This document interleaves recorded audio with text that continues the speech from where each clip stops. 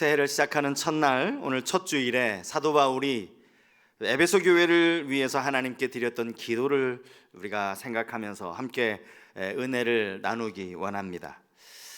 에베소는 항구 도시여서 그 해상 교통의 중심지였습니다. 당연히 상업이 발달했고 그로 말미암아 꽤 부유한 도시였습니다. 바울은 이것을 제2차 전도 여행 때 잠시 들렀었고 3차 전도 여행 때에는 적어도 2년 3개월 동안을 이곳에 머물며 복음을 전했습니다.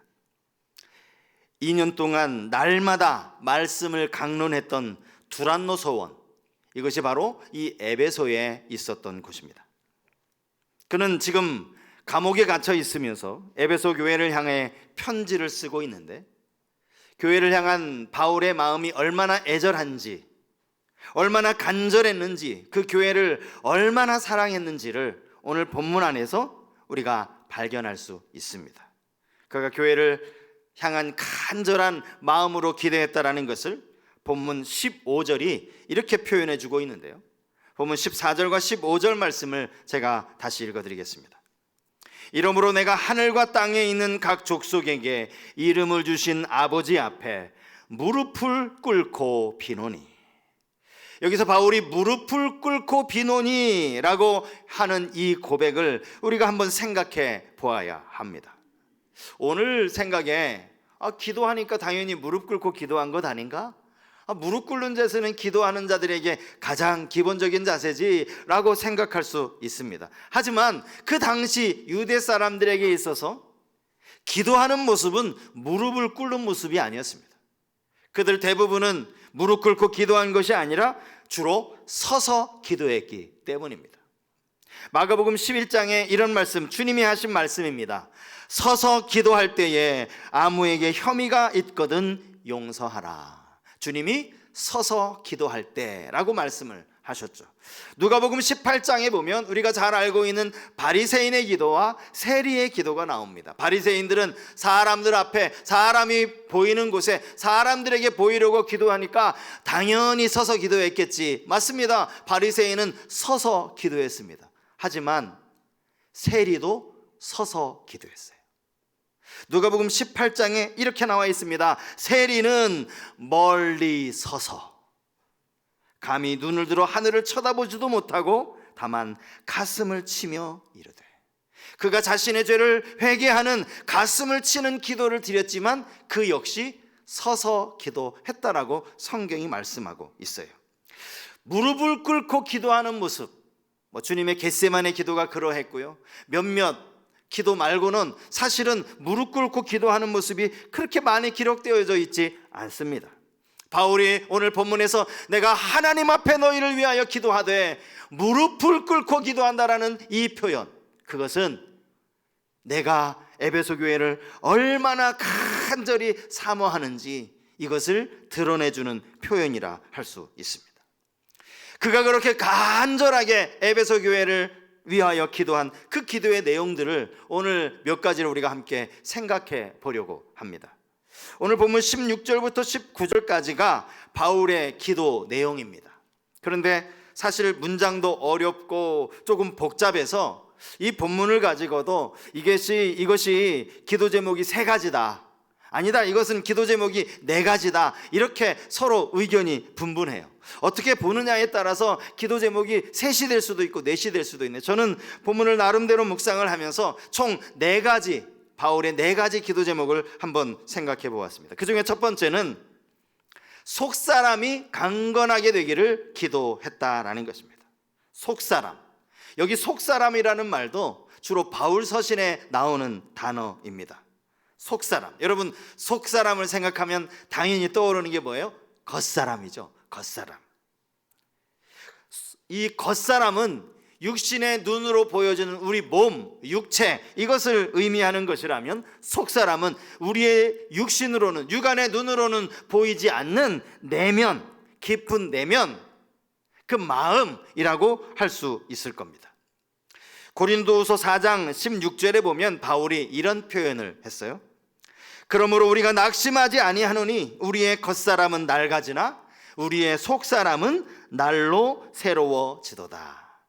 여기 겉사람과 속사람을 대조하고 있죠. 이 말을 읽으면 겉사람이 무엇을 의미하는 것인지, 속사람이 또 무엇을 의미하는 건지 우리가 금방 이해할 수 있습니다. 사람은 나이가 들면 이 겉사람은요, 쭈글쭈글해질 수밖에 없습니다.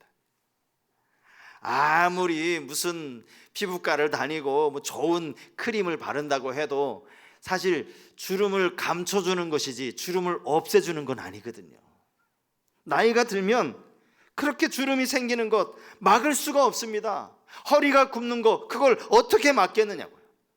그런가 하면 우리의 속사람은요, 피부가 쭈글쭈글해지고 주름이 생기고 그것과는 아무런 상관이 없어요.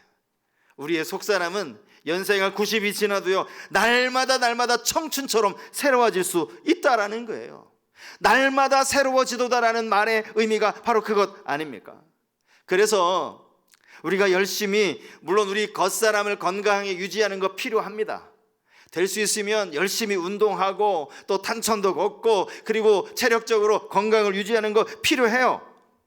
그러나 그와 동시에 우리의 속사람을 잘 건강하게 유지할 수 있어야 한다는 거예요. 사실 문제는요, 우리가 너무나 지나치게 우리의 겉사람에만 치중하고 있다는 거예요. 겉사람에 관심을 갖는 만큼 우리의 속사람에 대한 관심은 너무너무나 미미하다라는 것이죠. 여러분 그렇지 않습니까? 여러분 속사람에 대해서 얼마나 많은 관심을 가지고 계십니까? 사람은 우리의 내면이 잘 보이지 않기 때문에 사람들에게 보이는 것도요, 되도록이면 겉사람을 치중을 합니다. 교회 오기 전에 거울 한번 더 들여다보고요, 혹시 뭐 어디 묻은 데가 없는지 한번 쳐다보게 되고, 우리의 겉사람에 관심을 가질 수밖에 없다라는 거예요. 여러분 위대한 구약의 선지자 사무엘 선지자를 잘 아시죠? 그도 역시 눈에 보이는 겉사람밖에 볼 수가 없었어요. 사울을 하나님이 버리시고 이새의 아들 가운데 이제 왕을 세우겠다라는 그 명령을 받아 이새의 집에 갔는데, 이새의 첫째 아들 장자 엘리압을 보더니 그만 사무엘이 와, 저 사람이야말로 이스라엘의 왕이구나, 겉사람만 본 거예요. 그러다 하나님께 혼났죠. 나는 중심을 본다, 하나님 그렇게 말씀하시지 않습니까? 우리의 속사람이 강건해지도록 노력해야 합니다. 바울은 이 속사람이 강건해지기 위한 방법으로 오늘 본문 16절에 이렇게 이야기하고 있습니다. 그의 영광의 풍성함을 따라 그의 성령으로 말미암아 너의 속사람을 능력으로 강건하게 하시오며. 사실 이 문장도 참 좀 복잡해요. 이해하기가 쉽지 않습니다. 쉬운 성경으로 찾아보니까 성령을 통해서 그분의 능력으로 이렇게 번역이 되어 있습니다. 속사람이 강건해지기 위한 방법, 성령의 능력을 힘입어야 한다라는 것이죠. 사랑하는 성석의 우리 모든 성도님들, 2023년도에는 우리 안에 계신 성령의 능력으로 말미암아 여러분들의 속사람이 더더욱 강건해질 수 있기를 주님 이름으로 축복합니다. 겉사람 늙어지는 거 한숨 쉬실 필요 없어요. 아이고 또 한 살 먹었대. 이게 여러분 누구는 한 살 안 먹습니까? 다 나이 드는 거예요. 다 한 살씩 다 나이를 드시는 거예요. 그것 가지고 우리가 한탄할 것이 아니라 우리의 속사람이 강건해지면 우리의 속사람으로 말미암아 우리의 겉사람도 새로워지게 될 줄 믿습니다. 속사람을 강건케 하라. 두 번째 기도 제목, 그것은 견고한 믿음을 바라는 기도였다라는 거예요. 뿌리가 박히고 터가 굳어지고 하는 것이 바로 견고한 믿음 아닙니까? 여러분 나무에 뿌리가 없으면, 나무의 뿌리가 깊으면 깊을수록 그 나무는 비바람을 견뎌낼 수 있습니다. 한 가지 제가 질문을 할까요? 여러분 나무는 밑으로 그냥 계속 뿌리를 깊이 내리는 게 더 중요합니까? 아니면 위로 가지를 높이 뻗는 것이 더 중요합니까? 뿌리를 깊이 내리는 게 더 중요해요. 더 중요할 뿐만 아니라 이게 우선순위가 되어야 합니다. 이게 먼저입니다. 나무가요, 아직 뿌리도 제대로 내리지 않았는데 막 가지만 삐쭉삐쭉 막 올라가더니 막 가지들마다 이 줄기가 올라가더니 가지들마다 막 주렁주렁 열매가 맺히잖아요. 잘못하면 뿌리채 뽑힐 수 있어요. 금방 조금 바람이 불어와도 뽑힐 수 있다는 거예요. 그래서 믿음이 견고해지는 것이 그만큼 중요하다라는 것입니다. 성도들 믿음, 여러분들의 믿음은 흔들림이 없이 견고하십니까? 내게 어떤 시험이 와도, 내게 어떤 고난이 찾아와도 나는 절대 끄떡도 하지 않을 거야. 내 믿음은 아직 견고해, 뿌리가 깊어 라고 자신 있게 말할 수 있는 분 혹시 우리 가운데 계십니까? 뿌리를 깊이 내리는 거예요. 에베소서 4장에 보면요, 여기 이제 바로 그 다음 장이기도 한데, 여기 보면 하나님께서 교회에 여러 직분자들을 주셨다라는 이야기가 나오고 있어요. 사도로, 선지자로, 복음 전하는 자로, 목사로, 교사로, 이런 직분자를 주신 이유에 대해서 4장 12절에 보면 이렇게 설명을 합니다. 그 이유예요.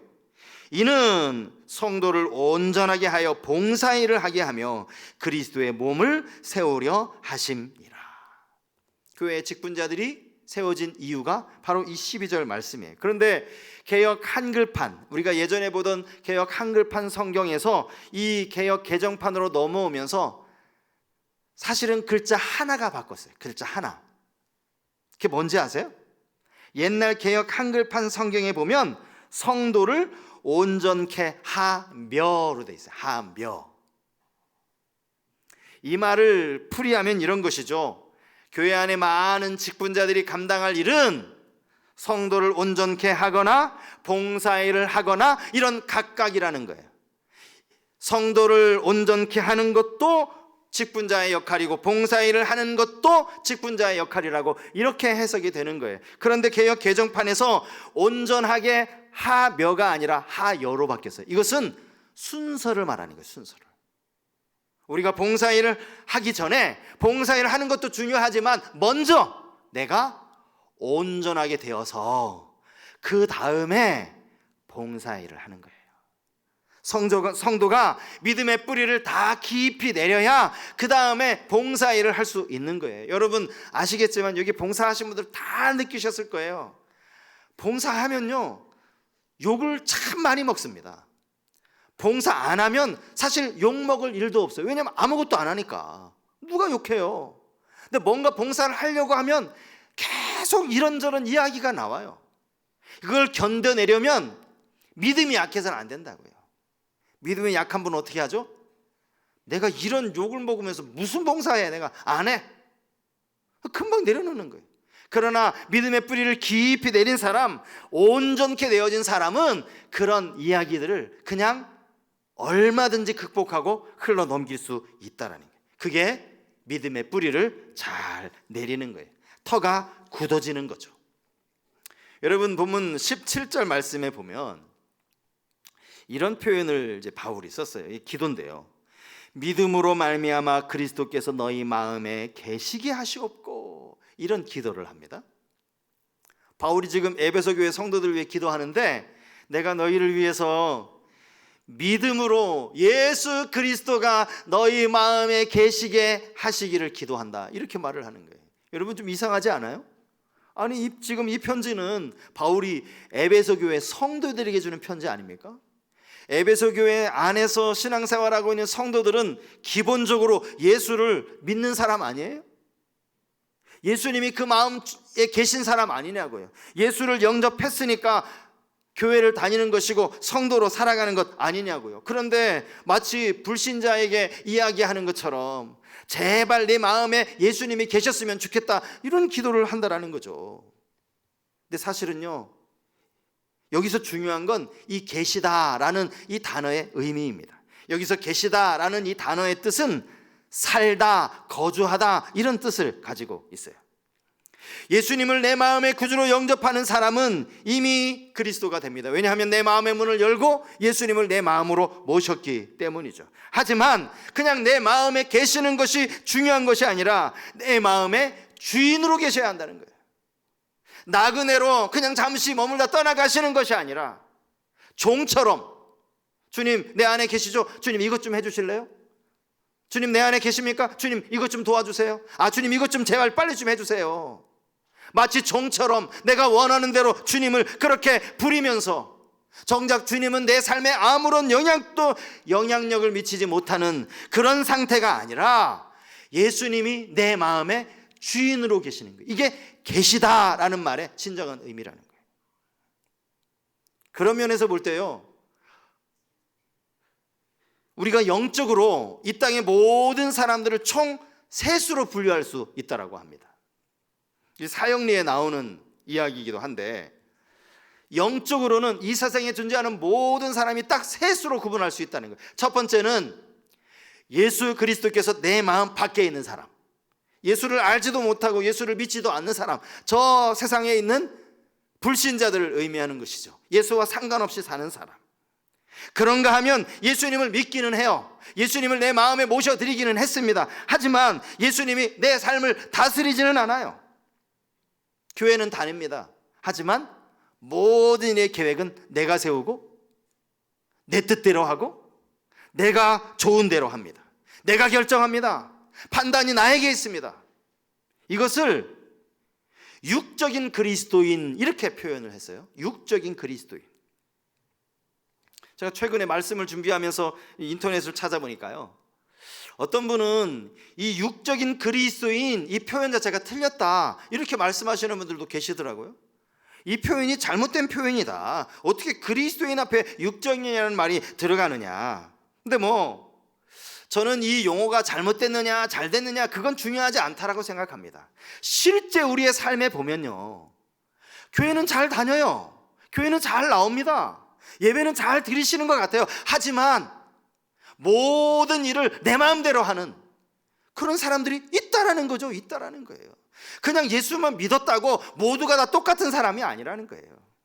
예수님이 그냥 종처럼 나와 상관없이 내 마음에 그냥 주님을 영접하기는 했지만 한 번도 주님을 찾지도 않고 주님이 무엇을 기뻐하실까 고민도 하지 않고 그렇게 살아가는 사람이 있다라는 거예요. 그리스도께서 너희 마음에 계시옵고 라는 이 말 속에는 주님이 내 마음의 왕좌의 주인으로 계시는 거예요. 예수 그리스도의 주재권을 인정하는 삶, 이것이 진정한 그리스도인의 모습이라는 거예요. 우리는 이렇게 기도해야 합니다. 주님, 내 모든 것을 주님 뜻대로 다스려 주옵소서. 이게 주님이 내 안에 계시는 그러한 삶이라는 거예요. 바울이 이것을 위해 기도했다라는 거예요. 올 한 해 동안 주님을 여러분 종처럼 부리지 마십시오. 주님을 그냥 내 안에 계시지만 그냥 이미 이왕 내 마음에 들어오셨으니까 굳이 뭘 나가시기까지 하세요. 그냥 계시기만 하세요. 그렇게만 하지 마시고, 주님 어떻게 할까요? 뭐가 주님이 기뻐하시는 뜻입니까? 주님이 결정해 주세요. 주님이 힘 주세요. 주님이 인도해 주세요. 주님께 모든 것 맡기는 그러한 우리 모든 성도님들이 되실 수 있길 바랍니다. 세 번째 기도는요, 그리스도의 사랑을 알게 해달라는 기도입니다. 본문 18절 말씀이죠.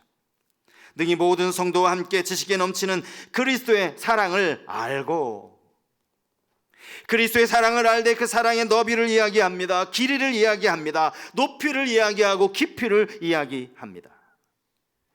바울이 왜 이런 이야기를 했을까요? 혹 우리 가운데 그런 분 계십니까?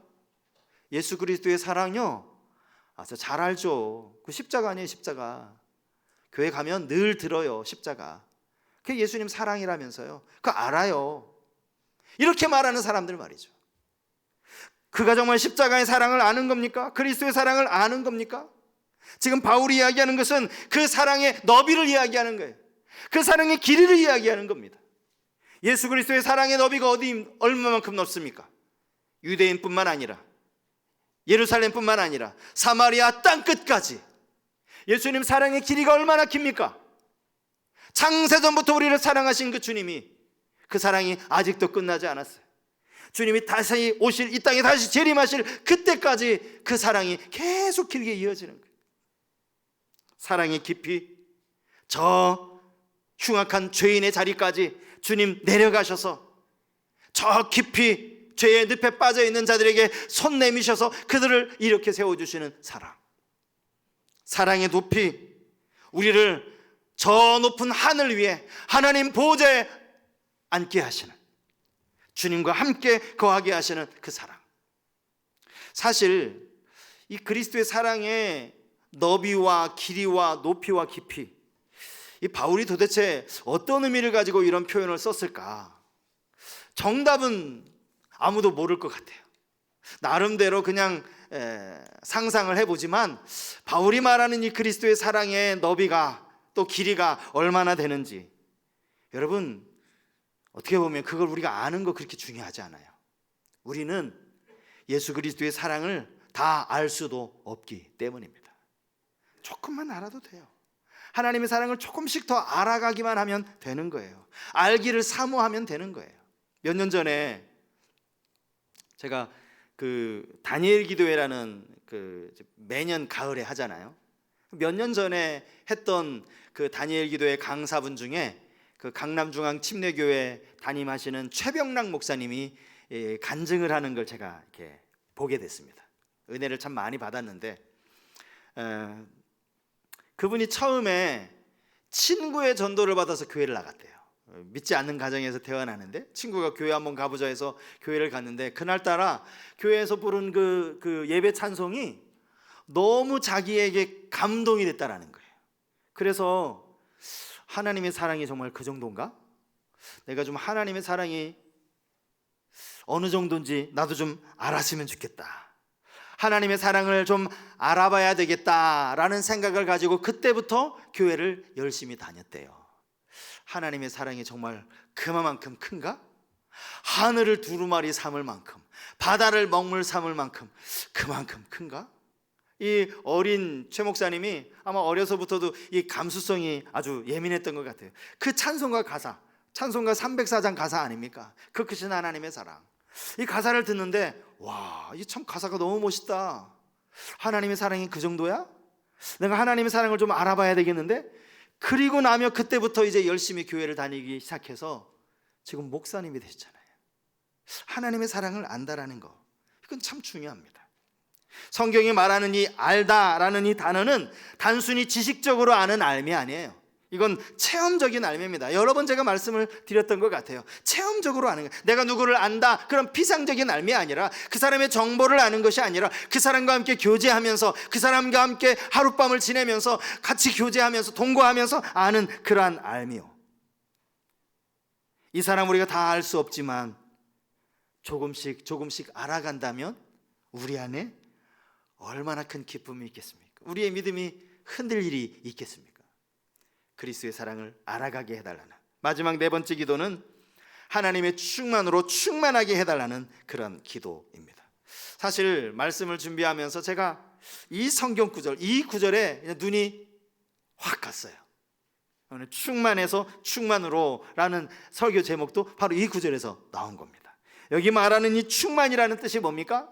빈틈이 없는 거예요. 원어의 뜻을 보니까 빈틈이 없는데, 그렇게 빈틈 없이 꽉 찼는데 거기에 더 부어지니까 어떻게 돼요? 이게 차고 틈이 없이 차니까 흘러 넘치는 거예요. 이게 충만이라는 게 충만.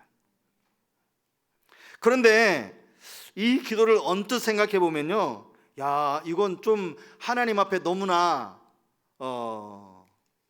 괘씸한데? 하나님 앞에 너무 무례한데? 이런 생각이 들지 않습니까? 아니, 하나님의 충만이 얼마나 커다란 충만인데 그 충만을 나에게 똑같이 해달라고 하는, 여러분 이 기도가 얼마나 버릇없는 기도예요. 얼마나 교만한 기도예요. 하나님을 가장 가까이에서 따르던 이 천사장이었던 그 천사가 자기 스스로 교만해져 버린 나머지 하나님을 대적하는 마귀가 되지 않았습니까? 마치 우리가 하나님의 그 충만을 나도 좀 달라고 하는, 하나님, 그 충만하시면 나도 좀 주세요, 이렇게 기도한다는 게 이게 야, 이거 이렇게 기도해도 이거 너무 건방진 기도가 아닌가? 이런 생각이 들었어요. 그런데 알고 보니까 성경에요, 이와 비슷한 표현들이 얼마든지 찾아볼 수 있더라고요. 주님은 산상수훈 말씀에서 뭐라고 말씀하셨어요? 하늘에 계신 너희 아버지의 온전하신 것 같이 너희도 온전하라. 아니, 하나님 아버지의 온전함, 하나님의 그 거룩하심, 그것처럼 우리가 어떻게 온전해질 수 있어요? 베드로전서에 보면 베드로 사도가 레위기서의 말씀을 인용해가지고 이렇게 권면하지 않습니까? 이게 베드로전서 1장 15절 16절 말씀이에요. 오직 너희를 부르신 거룩한 이처럼 너희도 모든 행실에 거룩한 자가 되라. 기록되었으되 내가 거룩하니 너희도 거룩할지어다 하셨느니라. 하나님도, 예수님도 하나님처럼 너희도 거룩해져라, 온전해져라 말씀을 하셨으니까 얼마든지 이런 기도도 가능하겠다, 이런 생각이 들었어요. 어떤 성경학자는요, 이 바울의 기도야말로 바울이 드린 최고의 기도라고 이렇게 찬사를 했더라고요.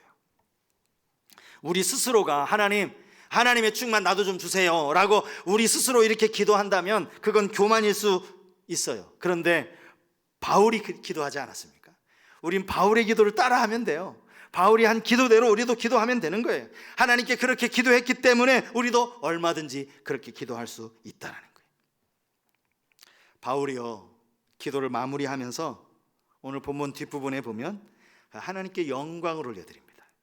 자, 오늘 본문 20절 말씀을 같이 한번 읽었으면 좋겠어요. 20절 같이 읽겠습니다. 우리 가운데서 역사하시는 능력대로 우리가 구하거나 생각하는 모든 것에 더 넘치도록 능히 하실 이에게. 여러분, 이 고백이 뭔지 아세요? 바울은 하나님 앞에 이거 내가 너무 심한 걸 구했나? 하나님께 너무나 과분한 것을 구했나? 이렇게 말하지 않아요. 하나님은 내가 구한 것 이것보다 더 넘치도록 주실 뿐이다, 이렇게 말하는 거예요. 내가 구하는 것에 능히 주시고 넘치도록 주시고 모든 것에 주시고, 이렇게 이야기하면서 하나님을 찬양하고 있는 거예요. 오늘 2023년을 시작하는 여러분 모두에게 하나님의 그 충만하심이, 우리에게 넘치도록, 이보다 더 넘치도록 채워주시는 하나님의 충만하심이 여러분 모두에게 있기를 주님의 이름으로 축복합니다. 속사람이 강건하여지시고 그리스도의 사랑을 알고 하나님 앞에 더 충만함으로 살아가는 우리 모든 성도님들 다 되실 수 있기를 주님 이름으로 축복합니다.